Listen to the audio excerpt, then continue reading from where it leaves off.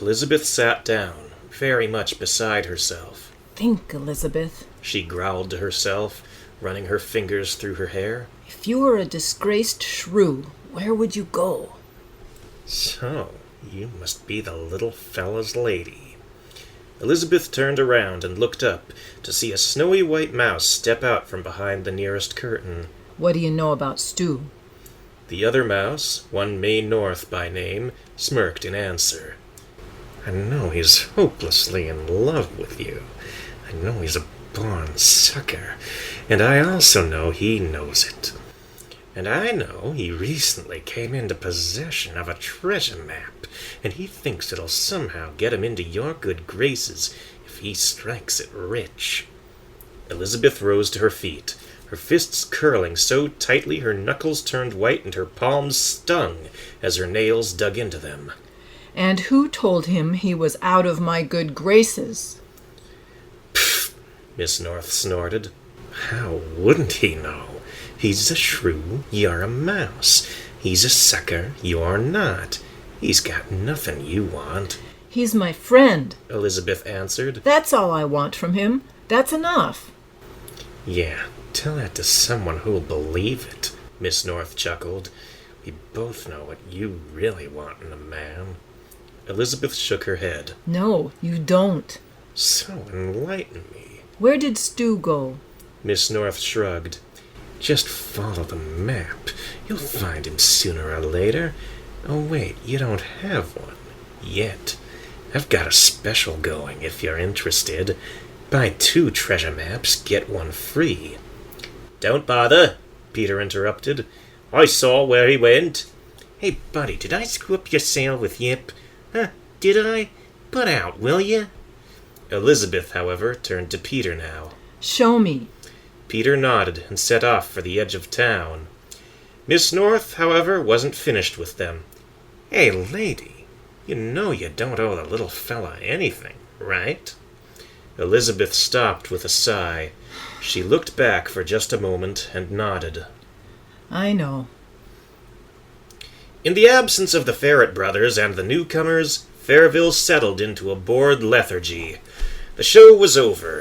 Business was done, and the last scavenging party to raid the fairgrounds had brought back enough food to last several days.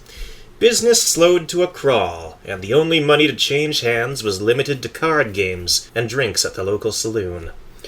But as the sun traveled slowly towards the horizon, a new distraction arrived.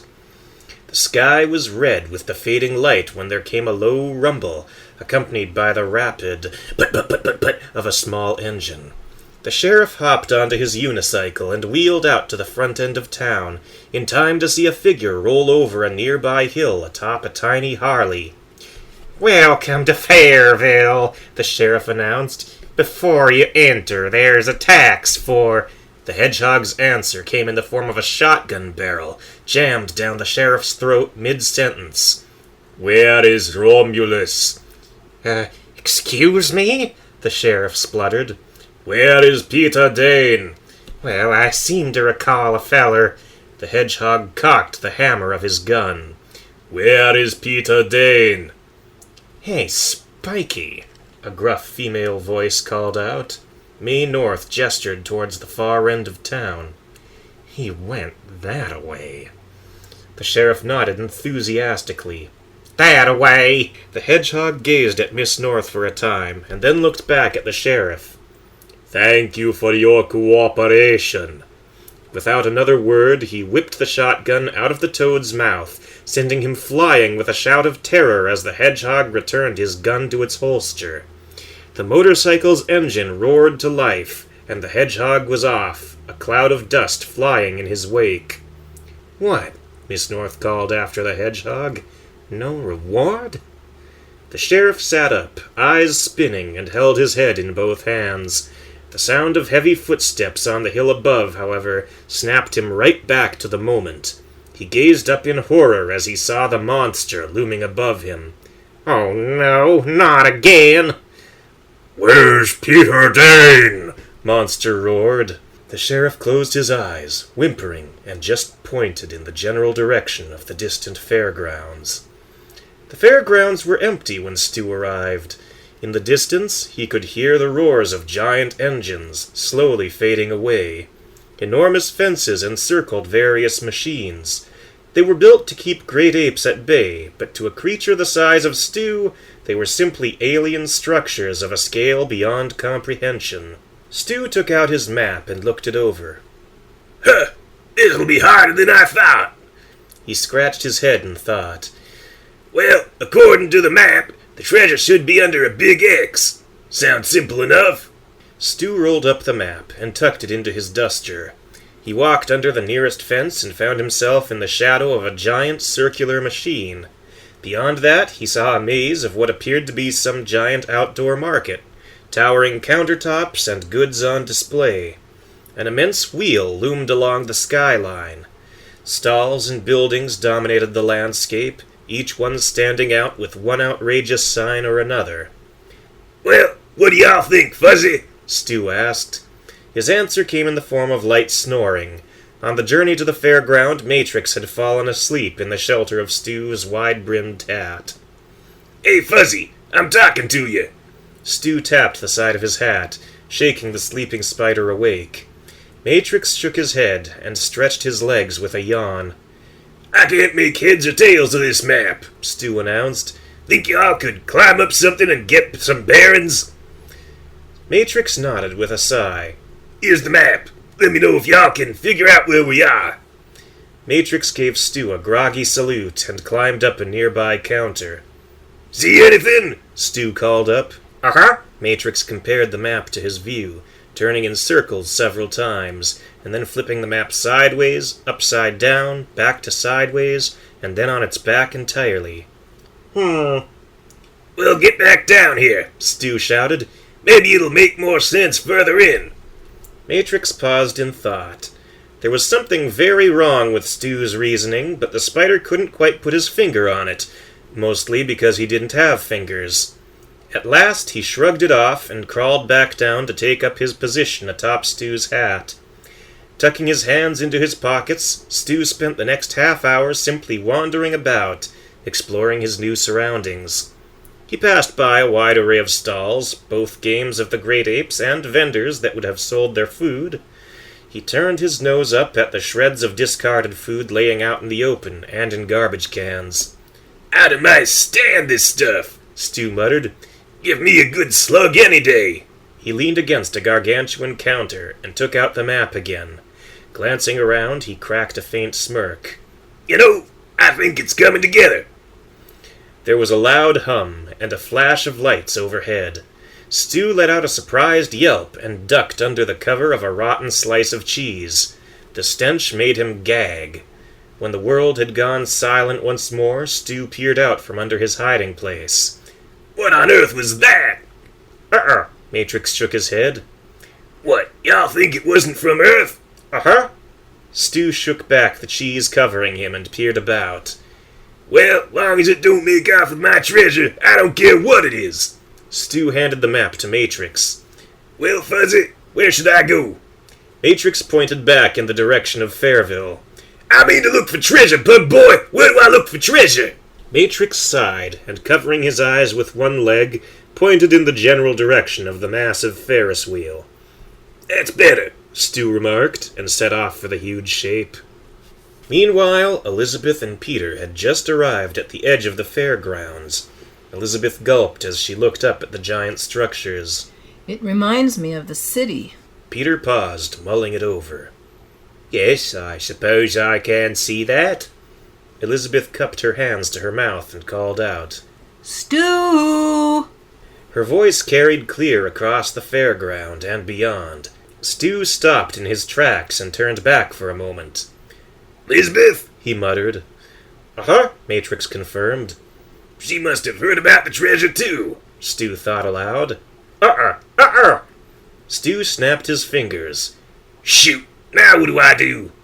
Matrix pointed emphatically in the direction of Elizabeth's voice. I know it. I'll find the treasure for her. Stu turned in a slow circle and frowned. I still don't see no blasted X anywhere. Matrix sighed and dropped to his stomach.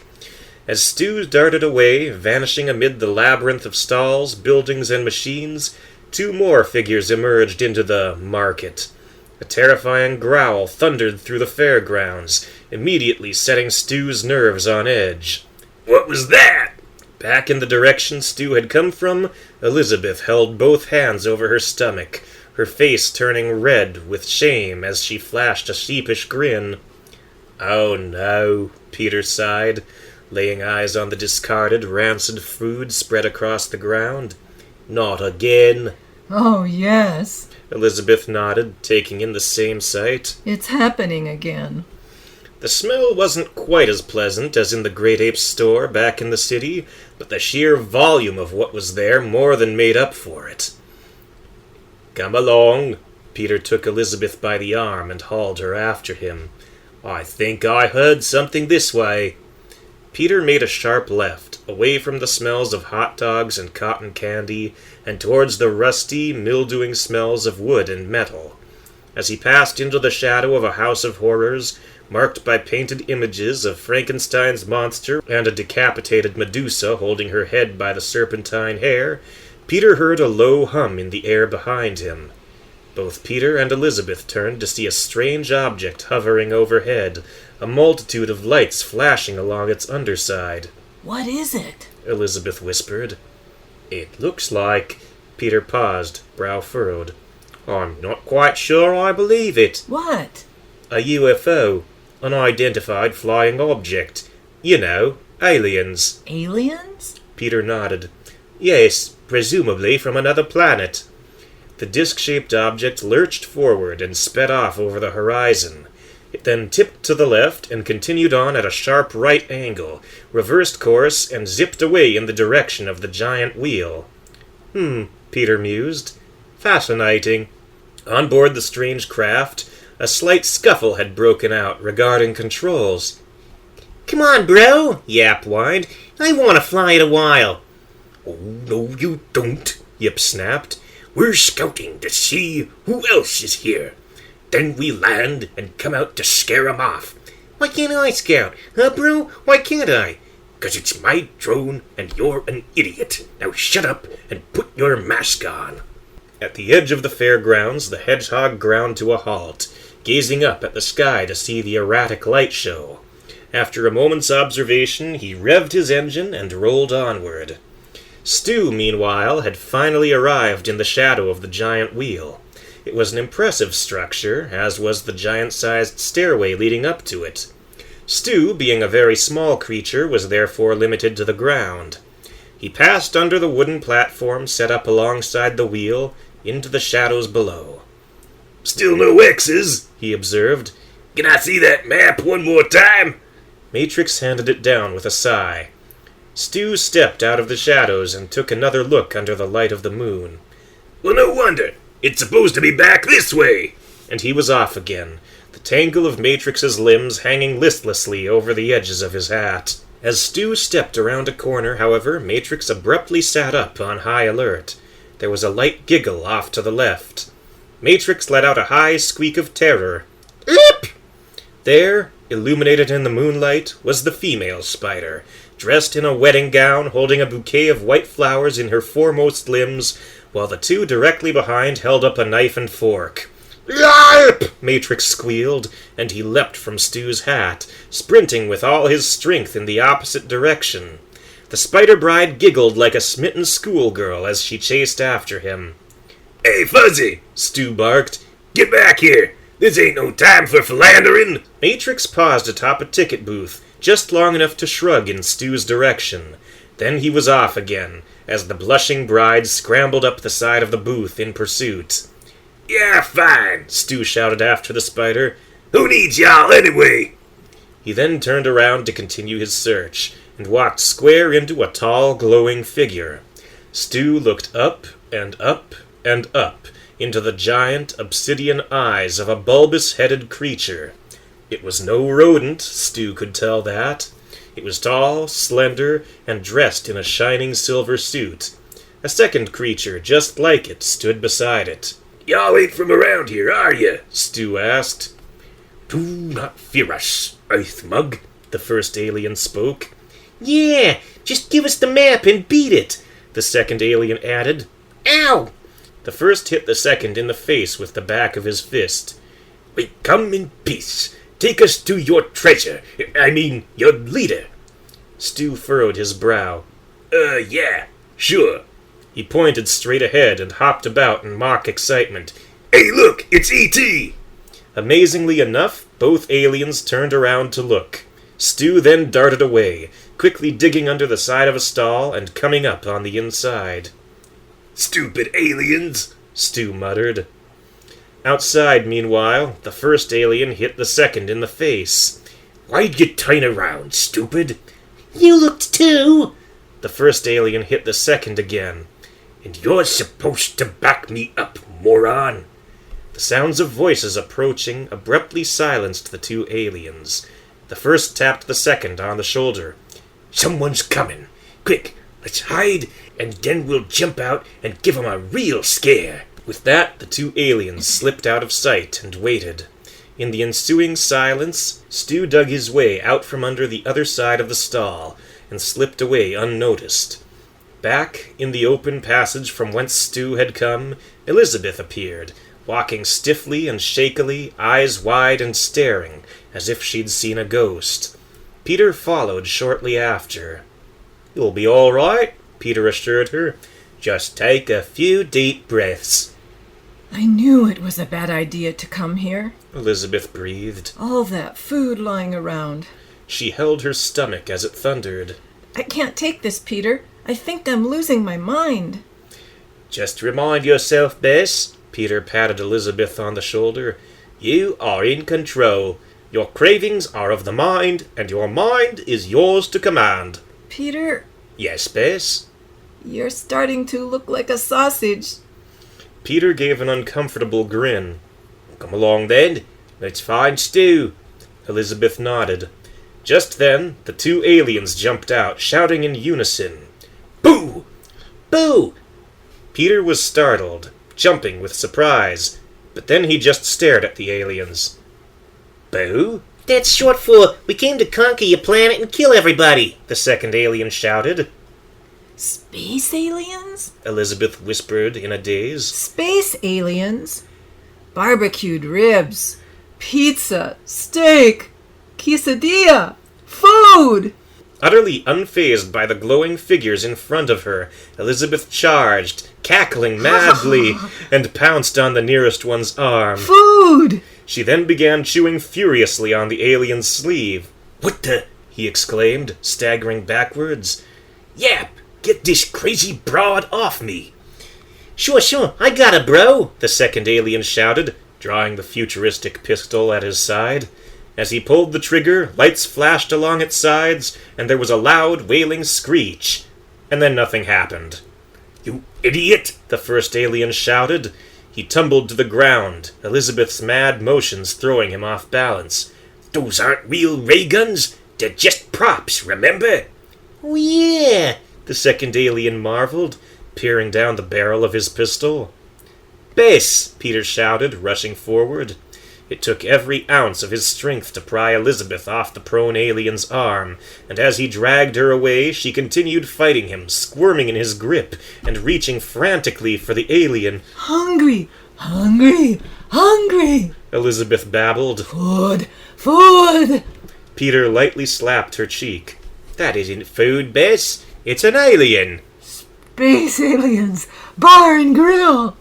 Peter tucked Elizabeth under his arm, as she alternately cackled and wailed, and he tipped his cap to the aliens. My deepest apologies, gents. I'm afraid I shall have to take her somewhere quiet to calm down. Then he turned around and set off for the fun house. It was dark in there, and far from the smells of the fair. Peter was confident it would be a good place for Elizabeth to regain her senses. In the ensuing silence, the first alien looked up at the second and spoke. This place is crazy. Let's get out of here. Yeah, sure, the second agreed. You know, of course, what they say about the best-laid plans of mice and men. At that moment, the saying also applied to the best-laid plans of ferrets and aliens, for Stu had spotted a strange glow at the far end of the fairground, and had gone to investigate. There, he found a large, by rodent standards, disc-shaped tripod. A hatch was open on the bottom, lowered to the ground as a ramp, leading up. Stu initially thought he might have finally found the treasure. Ain't no X's around here, but this is new. So he approached the craft. Underneath, there were 4 large, powerful turbines, by rodent standards anyway, which were used for lift. As Stu climbed aboard, he found himself in a broad, circular chamber. The ceiling was a transparent dome, allowing Stu to observe all directions from the middle of the room. There, just behind the opening leading out, stood a console of sorts, a handful of buttons between 2 control sticks. This don't look like no treasure to me, Stu mused. Sweet ride, though. Shh! Came a low sound from behind the console. Matrix peered over the top of it, a single limb held up before his mouth. Finally lost her, did ya? Matrix nodded. Man, I wish I had your problems. Stu stuck his hands in his pockets and wandered over to the console. How do you work this thing anyway? Matrix shrugged. This looks important, Stu remarked, reaching out and pressing the large button in the center of the console. All at once, the craft surged to life. Lights flashed, and there was a faint hum as the hatch began to close. Well, that's something. "Roar!" Matrix marveled. Then there came a soft call from outside. Yoo-hoo! Matrix's hair stood on end as he looked out the window and saw the Spider Bride waving up at him. Yarp! In a flash, she rushed the flying saucer and with a great leap managed to jump onto the ramp just before it closed. Matrix squeaked in fright as the bride tossed away her bouquet and hauled out a knife and fork to take its place. The flowers landed squarely in Stu's hands. Uh-oh.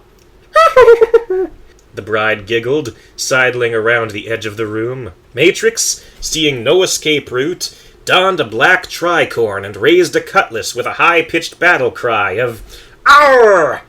He then rushed forward to engage his bride in a duel, as of old, the 2 spiders clashing with steel back and forth across the chamber. Will y'all quit messing around? Stu barked. The spiders ignored him. Stu leaned back, rubbing his chin as he looked over the flashing console. Well, now what? He pushed the left stick forward, prompting a light beep. Huh, that ain't it. He pulled it back again and got much the same reaction. Then Stu pressed a button to the right side of the console, and the turbines stirred to life, spinning faster and faster, blasting the ground with powerful winds. And then the strange craft lifted into the air, much to the dismay of the 2 aliens, who had just arrived in time to see their vehicle roar into motion. Well, now what do we do? The first alien shouted in disgust. Call a taxi? Ow! The first alien hit the second in the face and grabbed him by his collar. Follow that drone! This was easier said than done.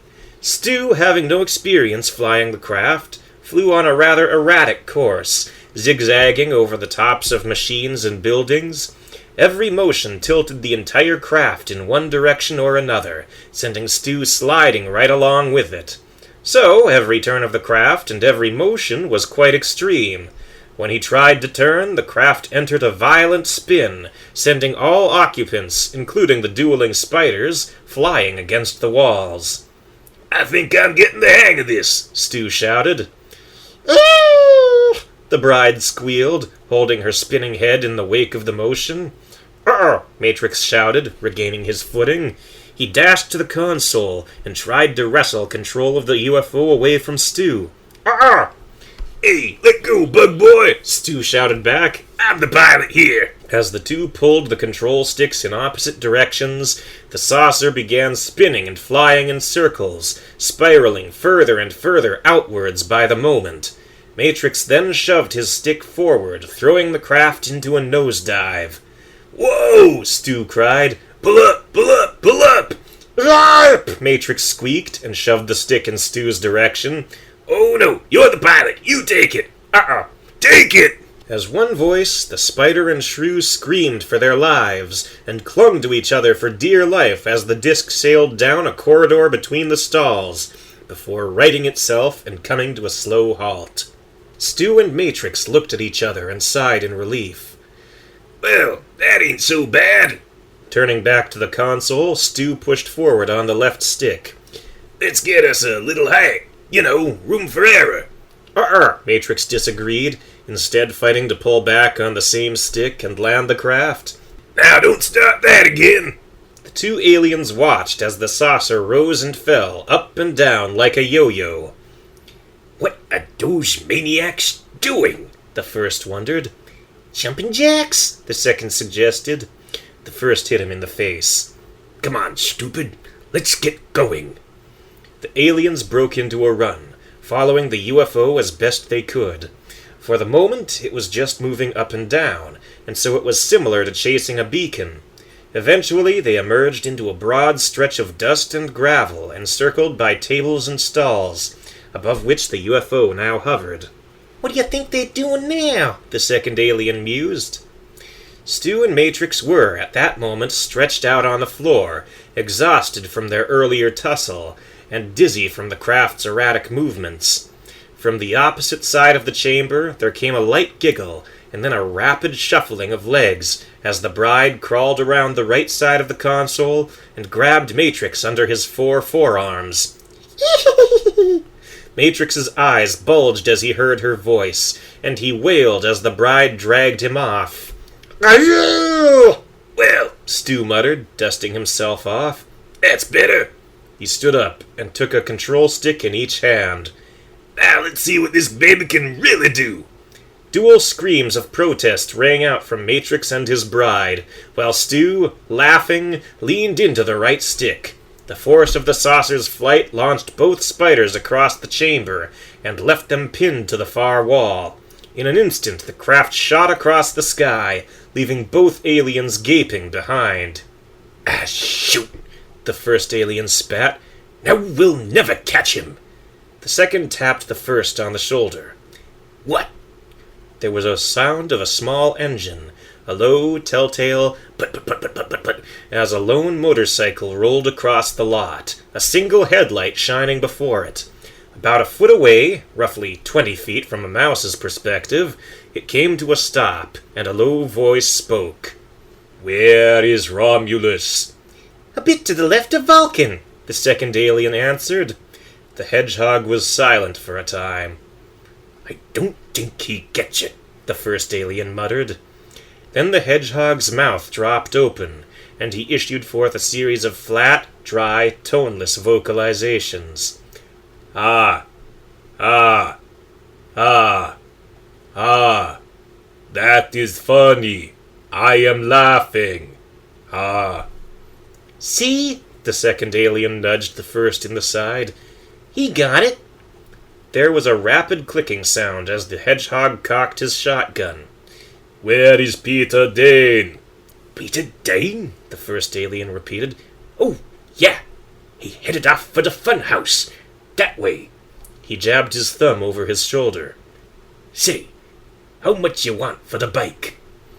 Thank you for your cooperation.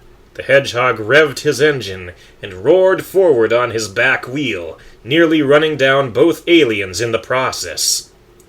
Some thank you, the first shouted after him. He drew his sidearm, took aim, and fired. Lats flashed, the weapon screamed, and nothing happened. It's just a prop, bro, remember? You shut up. The funhouse was a large, multi-leveled building, which sat on the north side of the fairground. The first room, when it was active, would have sported moving floors, shaking roughly from side to side like a mild tremor. Now, however, with the power off for the night, it was quite still and peaceful.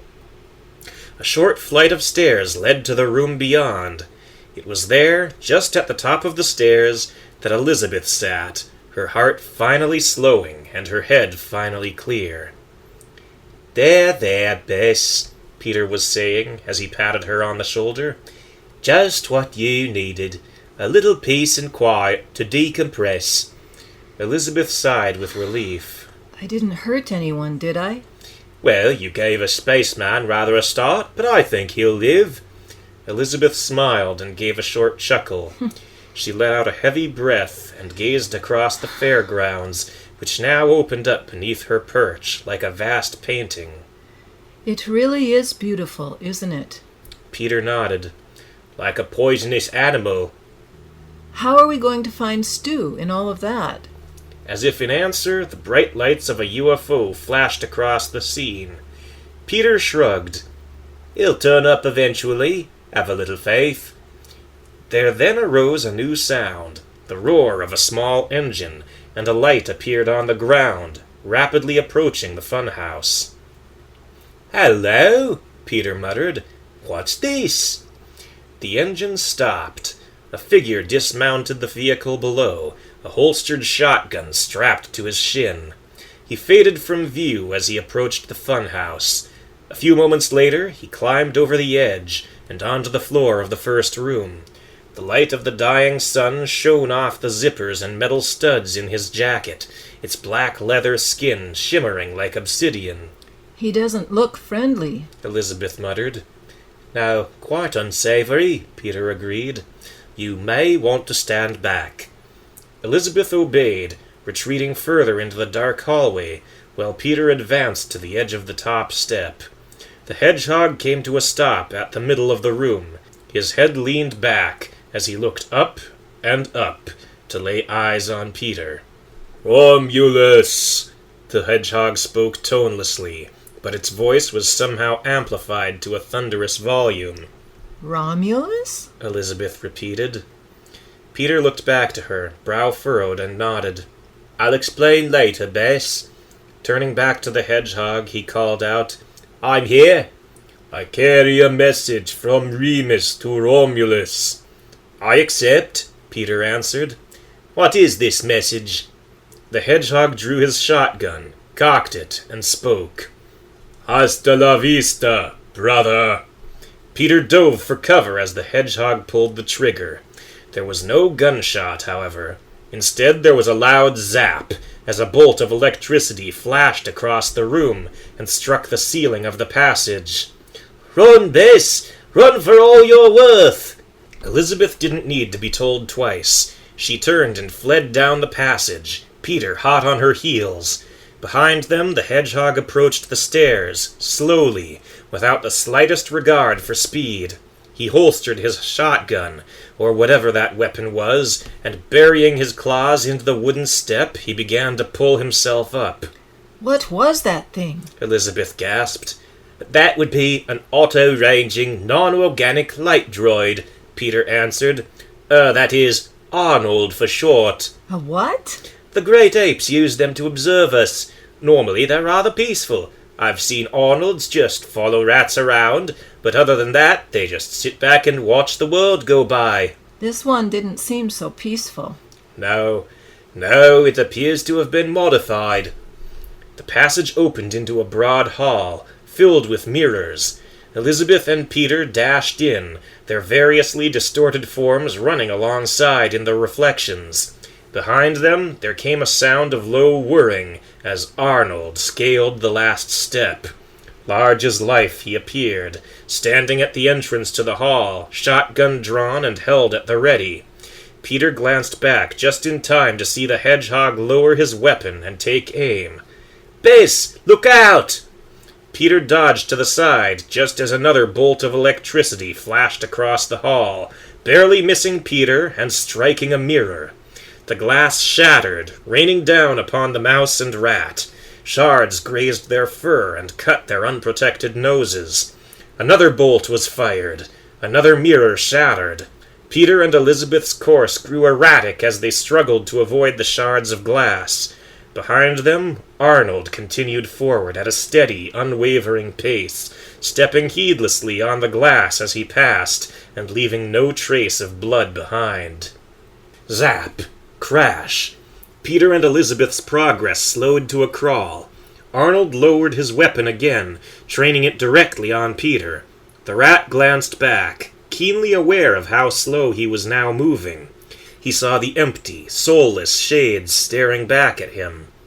Arnold fired. Against all instincts, Peter dove for the ground, scraping and cutting himself on the shattered glass as he landed. The bolt missed, just barely grazing his back. Elizabeth, now beyond the fields of shards, looked back and froze. Peter! The glass crunched underfoot as Arnold bore down on him. There was a click as he cocked the shotgun. Arnold looked down at his fallen quarry and took aim. That was when Peter sprang into action. He twisted about, hooked his foot around Arnold's ankles, and swept them out from under him. The hedgehog simply tipped over like a statue and landed on his side as he pulled the trigger. Electricity crackled across the wooden floor and turned the boards in its path black. Peter scrambled to his feet, heedless of the glass shards as he dashed away. "Keep going, Bess! We have a moment!" Behind them, the hedgehog was still, his computerized brain and gyroscopes whirring madly as they reoriented themselves. As Arnold rose to his feet, Peter and Elizabeth reached the far end of the hall and ducked out of sight. Pistons pumped, hydraulics expanding and contracting as Arnold moved forward, slowly but steadily, like something out of a bad dream. The room beyond was a vast stairway, metal railings stretching between each level. A great ape would have had to have walked back and forth across the levels, each one made up of 2 metal rods which twitched back and forth in opposite directions. Right now, however, they were still. Elizabeth, being a mouse, and Peter, being a rat, could slip under the rails and run straight for the bottom. "We have to be swift," Peter explained. "If Arnold fires in here, he won't have to hit us. The electricity will surge all throughout this place, and if we're on the ground when it does—" I know. Elizabeth gasped. I am, or was, a teacher, you know. Every inch was a heart-pounding race against time itself. The moment Arnold appeared at the top would be the moment Elizabeth and Peter's fates were sealed. So they ran, hopping down one level to the next, the bottom inching closer with an agonizing sluggishness. The two had just reached the last 4 levels when Arnold appeared at the top. He looked down, taking a moment to analyze the situation. Arriving at much the same conclusion as Elizabeth and Peter, he cocked his gun and fired into the railing. Peter heard the surge of electricity behind him as he set foot on the second step.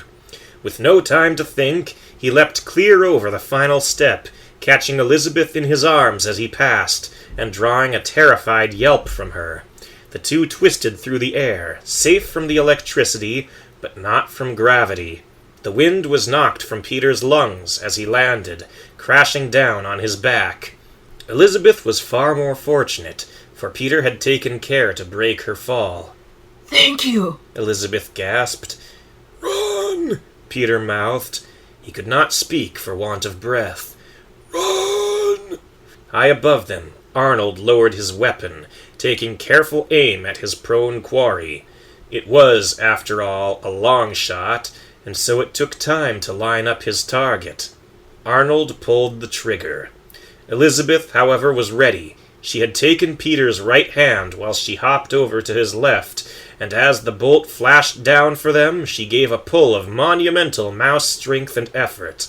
Peter rolled out of the way, just in time to avoid a fatal shot. The back of his jacket, however, was quite singed. The last obstacle was the dreaded Barrel of Fun, a tube-shaped passage that was rotated by a giant motor during the day. Right now, however, it was still, and so it was only a round hallway for the fleeing rodents. With his quarry out of sight, Arnold holstered his weapon and began a slow descent in pursuit of them. As Peter and Elizabeth emerged from the funhouse, however, they found 2 more adversaries waiting for them. "All right, Earthlings, reach for the sky," the first alien barked, drawing his sidearm. "Yeah," the second agreed. "Reach!" Peter was unimpressed. He strode forward without a second thought, while the 2 aliens frantically fired their fake ray guns at him. In a sudden motion, Peter seized both aliens by the tops of their heads and unceremoniously unmasked them. "Yip and yap," Peter observed. What are you two playing at?" "It was his idea," Yip shouted. "What, mine?" Yap protested. "You said we'd dress as aliens and scare everyone away." "'Cause you said everyone was after a treasure." "But there is. I heard Miss North telling the Shrew about it." Elizabeth shook her head with a sigh. I see now. You fell for the same scam as Stu. Yip and Yap looked at each other. "Scam?" Well, I think it serves you both right. Elizabeth added. A taste of your own medicine. Peter ducked as a bolt of electricity flashed just over his head. "I don't mean to be a wet blanket, but hadn't we better continue this discussion somewhere else?" "Is that—" Yap began. "Yeah," Yip cut him off, grabbing Yap by the hand and dragging him after him. "a real ray gun." The four unlikely compatriots fled for their lives, bolts of electricity flashing over their heads as Arnold walked slowly after them. That was when a most unexpected savior appeared. The UFO descended low to the ground, whizzing forward with a loud buzz of its tiny turbines and the screams of its panicked occupants. "Duck!" Peter shouted. All four of them hit the ground as the craft flashed overhead. Arnold, however, was not programmed with the appropriate response. The saucer crashed into his chest, hurling the Hedgehog backwards, skidding along the ground, and then smashing on top of him in a spectacular ball of flame. "My drone!" Yip shouted. "And I just made the last payment on it." Your drone? Elizabeth repeated. But then, who was flying it? Elizabeth turned to see the hatch fall open, listlessly, its mechanisms smashed. From inside, a hand slowly crawled out along the ramp. A moment later, a crushed cowboy hat appeared, followed by a black-furred snout. Stu? Elizabeth exclaimed. "This is it, Elizabeth," Stu shouted back. "I'm on my way to that big underground mansion in the sky." Oh, not if I have anything to say about it. Elizabeth muttered as she leapt to her feet and rushed to pull the Shrew from the wreckage. He was shortly followed by Matrix, the spider yanking his dazed bride out after him. Elizabeth looked the Shrew up and down and sighed in relief. You're okay. She wrapped her arms around him and pulled him into her chest, nearly laughing. You're okay. Then there came the sound of whirring as something moved under the wreckage. Arnold appeared, rising from the ashes. His shades had been smashed off, revealing the glowing, red, mechanical eyes behind them. His skin and jacket were on fire, slowly melting away as he stepped across the top of the saucer, leaving behind only a metal skeleton. Elizabeth gasped in horror at the sight. However, Arnold walked past her, without even acknowledging the mouse. "Romulus," he spoke. "Romulus."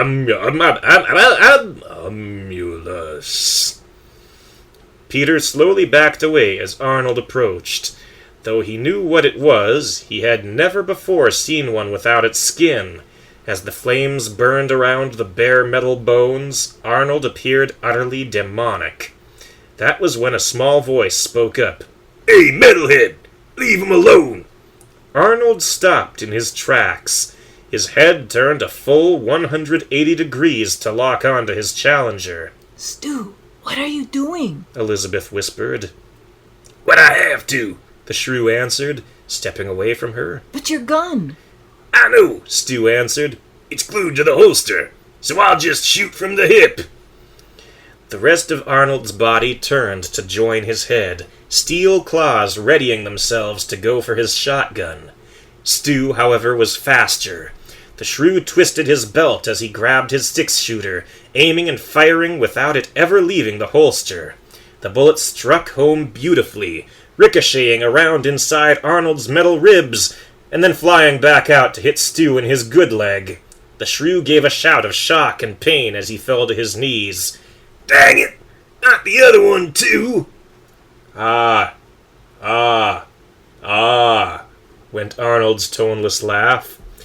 The machine turned back to Peter and raised his gun for the killing shot.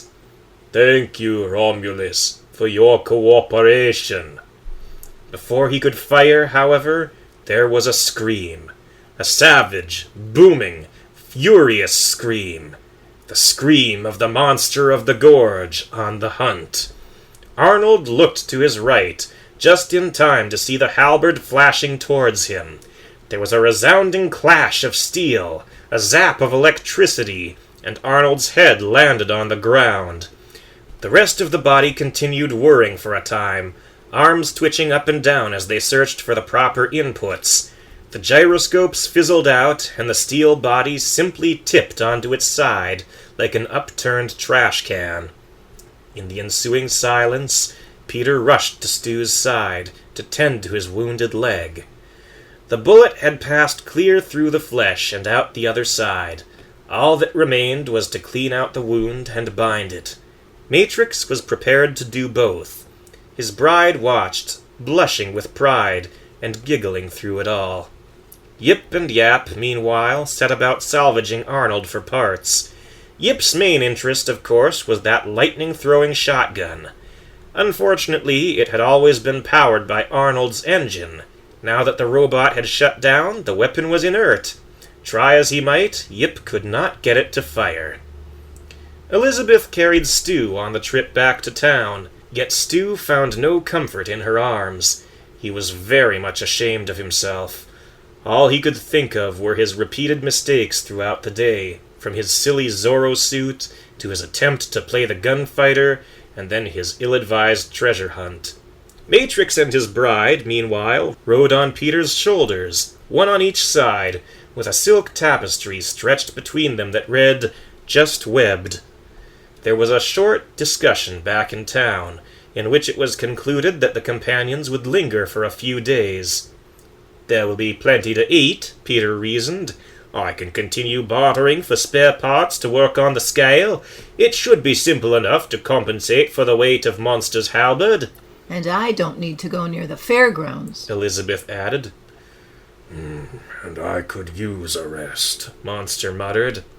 Stu was silent through it all. He couldn't stand staying in that town for a moment longer, not after making a fool of himself over and over again. As for Matrix, no one really saw him around that evening. As the group gathered for dinner that night, Elizabeth noticed that Stu was absent. She asked around the diner, but no one had seen any sign of him. "I think I saw him heading for the far end of town again," Peter mused. "You don't suppose—" Oh, I hope not, Elizabeth cut him off. At the edge of town, Stu shuffled along, his thoughts as bleak as the dark sky. "I don't need none of them," Stu growled, kicking at the dust. I'll just dig another mansion. A bigger one this time. And this time I won't dig out the side of a cliff." Stu clambered onto a rocky outcropping and scanned the horizon for signs of water. Spotting none, he plopped onto the rock and rubbed his chin. "Well, out here, it's all underground, of course." Stu paused a moment, holding his face as straight as he could manage. Then he broke down, burying his face in his hands. Who am I kidding? I can't do anything right. I'll probably just dig out the side of an even bigger cliff and fall to my death." Stu shook his head. "And to think, this morning I was dreaming about being Elizabeth's hero. I ain't nobody's hero. I'm not even my hero. And now here I am yakking at nobody like the big dummy." Stu lay back and threw his arms and legs out to the sides. "I think I'll just stretch out here and let the sun take me. Maybe I'll get lucky and have a nice dream." I hope it doesn't come to that. Stu sat up, eyes flapping open. "Elizabeth?" Yes. How much of that did y'all hear?" Enough. "Well, what do y'all think? Nice little performance, like when some people sing in the shower, except I do sacrilegyes, like Hamlet and Romeo and all those other fancy Shakespeare fellas." Elizabeth heaved a weary sigh and rested her chin on her knuckles. Pretty intense. I think you may have found your true calling.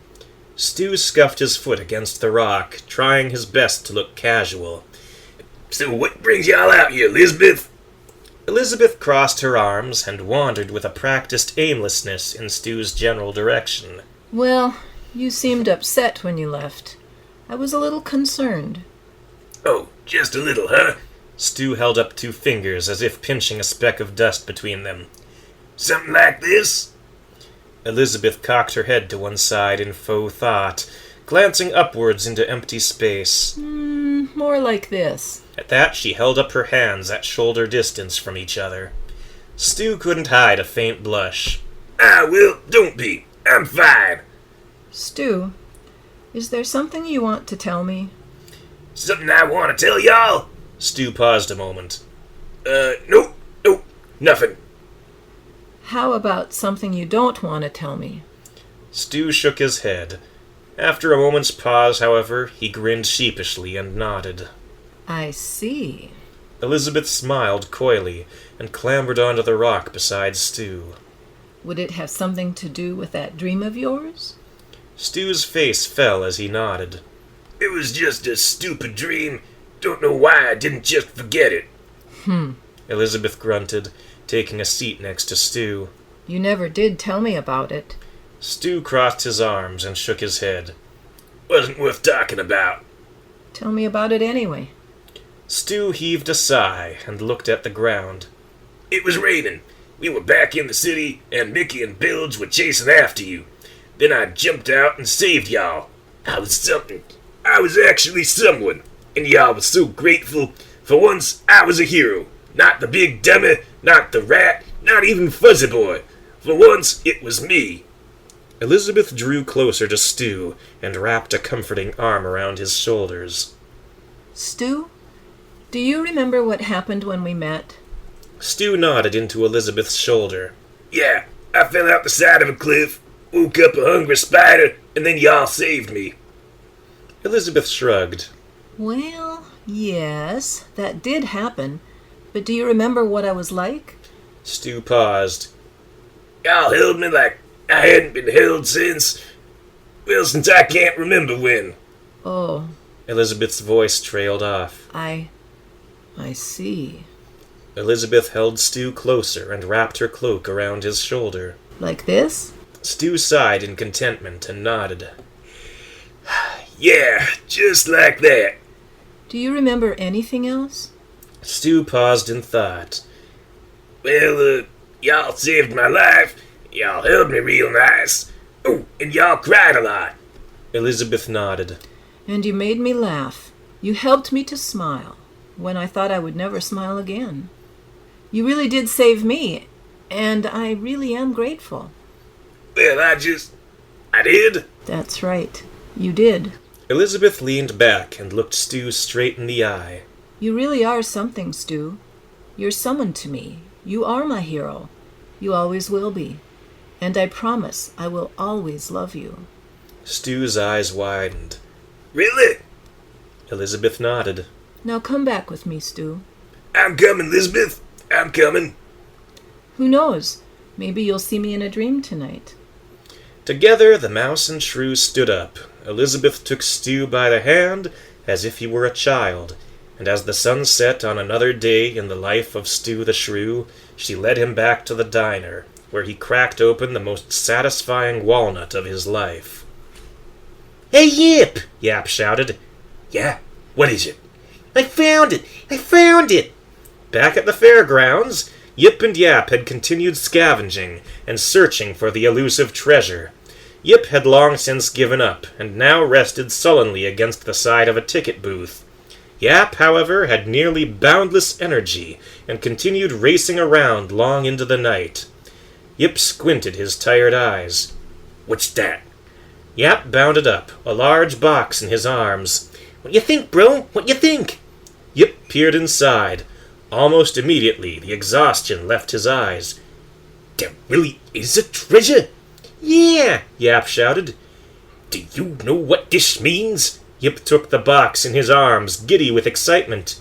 We're rich, Yap shouted. We can ditch the trading post, Yip added.